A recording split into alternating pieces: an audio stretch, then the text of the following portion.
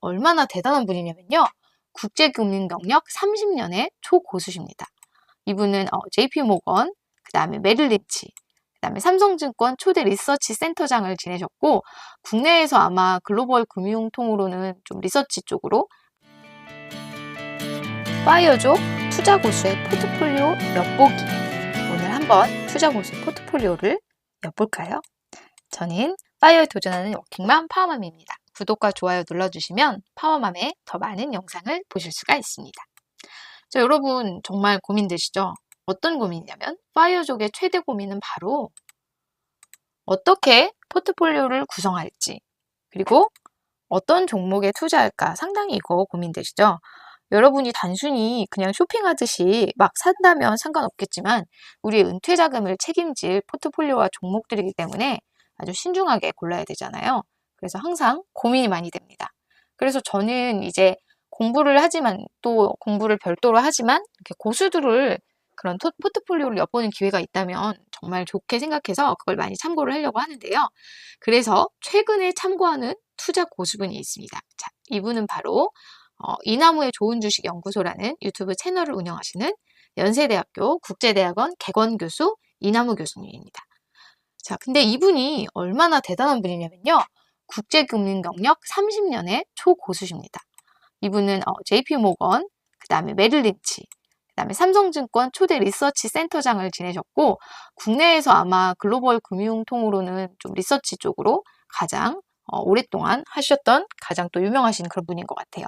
그래서 이분의 그 채널을 볼 때 사실은 이분 본인의 그런 인사이트도 아주 훌륭하고 좋은 얘기들을 많이 해주시지만 또 이 투자계 스타들의 투자 이야기를 들을 수 있다는 점에서 아주 제가 요즘에 재밌게 보고 있는데요. 진짜 이거는 어디서 돈 주고도 들을 수 없는 얘기들을 그냥 유튜브에서 집에서 앉아서 볼 수 있어서 정말 좋은 것 같아서 제가 완전 강추하는 채널인데요.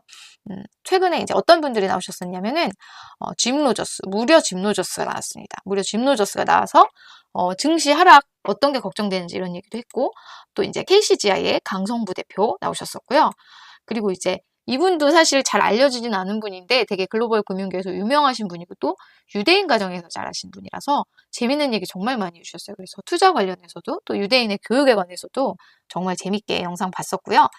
그리고 또 이제 뱅크 오브 아메리카의 전 아시아 헤드 김원수 대표, 이분도 이제 나오셨었고, 또 이제 재밌는 또 이제 그 방송이 하나 있었는데 골드만삭스 출신 뱅커인데 그 코빗의 리서치 센터를 하고 계신 분이 계세요. 그래서 코빗 같은 경우는 이제 국내 가상화폐 거래소 중에서 거의 유일하게 이제 리서치를 보고서를 좀 이제 발간을 하고 리서치 쪽을 운영을 하고 있는 곳인데 이분이 나오셔서 이제 왜 글로벌 뱅커가 가상화폐 쪽으로 가셨는지에 대해서 얘기하면서 이제 가상화폐에 대한 투자, 미래 이런 얘기도 했었는데 이것도 정말 재밌게 봤었고 너무 재밌는 그런 이야기들이 많은 그런 채널이라서 요즘에 진짜 잘 보고 있는데, 그런데 최근에 이제 이나무 교수님이 구독자가 3만 명을 돌파했어요.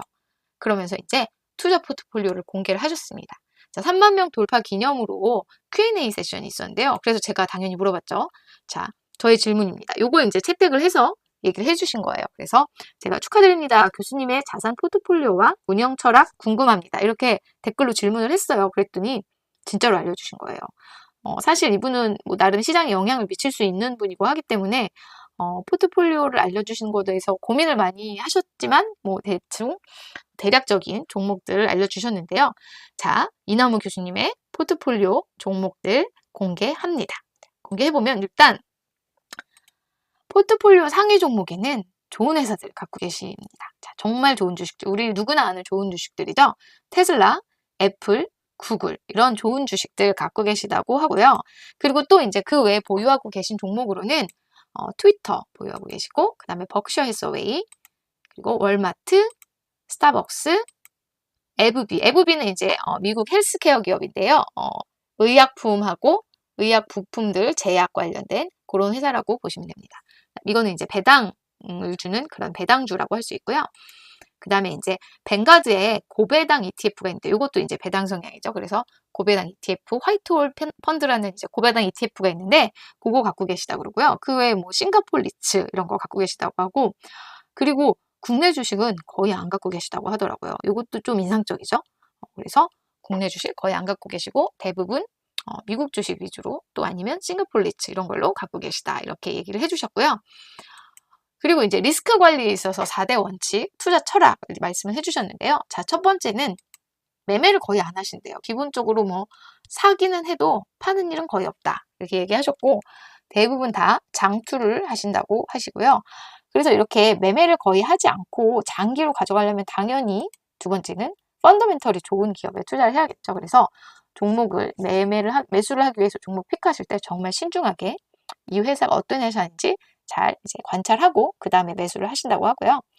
그리고 이제 분산 투자가 기본이다. 이거는 뭐 어떤 이제 글로벌 어떤 분이든 투자계에 있는 어떤 분이든지 당연히 분산을 기본으로 하시죠. 그래서 성장주하고 배당주를 또 가치주 이렇게 골고루 갖고 계시는 게 아주 기본적인 원칙이라고 얘기를 하셨고요. 저도 이런 부분들 상당히 동의했고요. 그 다음에 이제 나이에 따라서 위험도를 조절해야 된다고 하셨는데 이게 무슨 뜻이냐면 이제 나이가 젊을수록 조금 성장성이 있는 기업에 투자하는 비중을 좀 더 많이 하고 나이가 많아질수록 점점 배당이나 가치주 이렇게 변동성이 낮은 주식에 투자하는 비중을 높여야 된다 하셨는데 그러면서 그래도 나이가 어려도 20대, 30대여도 배당주나 가치주 같은 거는 한 20, 30% 정도는 반드시 가져가야 된다고 생각한다. 이렇게 말씀을 하셨어요. 그래서 우리가 이제 사실 최근에 국내 미국 주식 하는 분들 대부분이 아주 변동성이 높은 빅테크 기업들 아니면 빅테크 중에서도 빅테크라고 하기도 좀 어려운 그냥 테크 기업들 중에서도 아주 신생 기업 이런 것만 투자하시는 분들도 정말 많으세요. 근데 저는 항상 배당주 중요성을 말씀을 드리고 있고 배당주랑 그런 성장주 반드시 같이 가져가시는 게 좋은 투자 같습니다. 리스크 관리 4대 원칙까지 얘기를 해주셨어요. 그리고 이제 국내 투자하고 해외 투자 비중을 어떻게 하면 좋을까 이제 말씀을 하셨는데 교수님께서는 이제 사실은 국내 주식은 거의 안 갖고 계시지만 이제 일반적인 투자자라면 반반 정도 가져가는 게 좋다고 보셨는데 이제 글로벌 시장 중에서의 이제 비중을 생각해 볼 때 이제 당연히 국내 시장은 작지만 우리가 이제 더 잘 알고 잘 알아볼 수 있는 기업이기 때문에 국내 기업 한 반 정도 아니면 이제 해외 쪽에 조금 더 해외 통이다. 그러면 한 3대 7 정도로 국내 3, 해외 7 이 정도로 갖고 가면 좋겠다 하고 얘기를 하셨어요. 근데 이제 제 생각에는 저는 이제 주식만 우리가 투자한다면 반반 3대 7 이럴 수 있는데 우리는 기본적으로 부동산을 갖고 있잖아요. 부동산이 다 국내 자산이잖아요. 그러다 보니까 저는 주식은 해외만 해도 되지 않을까 이런 생각도 합니다. 그리고 중국 주식은 상당히 좀 경계해야 한다 이런 얘기를 하셨었고 많은 전문가들이 중국 주식을 많이 경계를 하시죠. 그래서 그런 부분들 얘기해 주셨고요. 그리고 이제 그래서 이렇게 말씀해 주신 포트폴리오 그 다음에 투자 철학 이렇게 다 봤을 때 고수의 투자 전략 이렇게 정리를 좀 해보겠습니다. 고수의 투자 전략 정리해보면요. 첫 번째로는 성장주, 갖고 계신 성장주들 보면 테슬라, 애플, MS, 마이크로소프트, 아마존, 알파벳, 메타 이런 정말 우리가 정말 잘 아는 성장주를 갖고 계셨고 이 기업들을 꾸준히 갖고 가실 거라고 얘기를 하셨고요. 뭐 이 중에서 몇몇 개는 2030년까지도 가져갈 만한 주식이다 이렇게 얘기를 하셨어요. 이 중에서 2030년까지 가져갈 만한 주식이라고 꼽으신 게 애플, 아마존, 메타 이 정도였던 것 같아요. 예. 그랬고 그 다음에 이제 가치주, 배당주도 많이 갖고 계셨는데 버크셔 해서웨이, 월마트, 스타벅스, 에브비 그리고 싱가포르 리츠 이런 것들도 이제 배당하고 가치주 차원에서 많이 들고 계신 그래서 꼭 성장주와 가치주, 배당주를 반드시 섞어서 균등하게 투자를 하라고 이제 얘기를 하셨었고요. 그리고는 매매를 거의 하지 않는다고 말씀하셨는데 우리도 요거에 대해서 상당히 새겨들어야 돼요. 많은 분들이 미국 주식을 하면서 양도세를 그렇게 많이 매기는데도 불구하고 끊임없이 샀다 팔았다를 반복하세요. 그래서 갖고 있는 거를 견디질 못하시는 경우가 많은데 저는 좀 한 번 더 생각하고 신중하게 거래를 하시는 걸 항상 좀 권하고 있습니다. 그리고 네 번째로는 성장주, 가치주, 배당주 꼭 분산해서 투자할 것을 이렇게 말씀하셨습니다. 여러분들도 이제 파이어족으로서 포트폴리오를 어떻게 꾸려야 될지, 내가 어떤 종목을 사야 될지 정말 고민된다 하실 때는 이낙무 교수님의 이 Q&A 영상 제가 링크 달아드릴게요. 이거 보시면서 좀 참고를 해보셔도 좋을 것 같고요. 이런 식으로 투자 고수들의 그런 종목 선정이나 이런 거에 대해서 참고를 하시면 조금 더 도움이 됩니다. 물론 우리가 같은 종목을 산다고 똑같이 돈을 버는 건 아니지만 이런 분들이 길게 가져가시는 주식은 우리가 반드시 한 번쯤은 체크를 해봐야 될 필요가 있겠죠. 여기까지 파이어에 도전하는 워킹맘 파워맘이었습니다. 구독과 좋아요 눌러주시면 파워맘의 더 많은 영상을 보실 수가 있습니다. 감사합니다.